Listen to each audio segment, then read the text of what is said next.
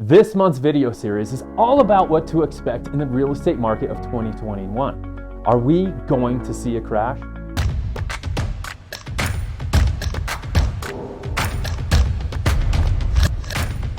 Hi everyone, my name is Travis Poland. I am with Berkshire Hathaway and I am with the Acre Group.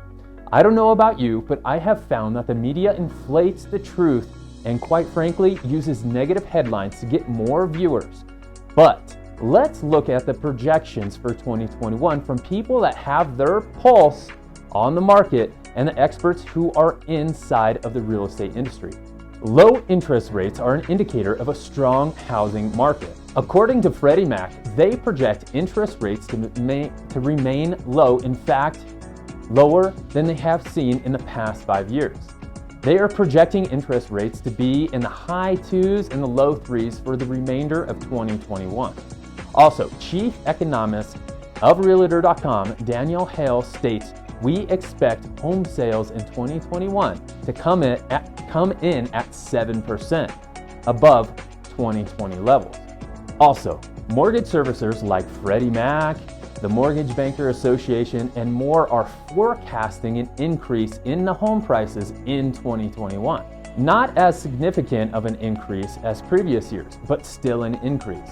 I will say, in the market today, we see quite a few folks capitalizing on this market to make the move into their dream home.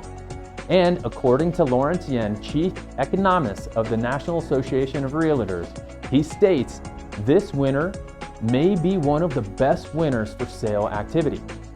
On a winter-to-winter comparison, this could be one of the best breakout years just based on the fact that pending contracts are much higher levels, or at a much higher level.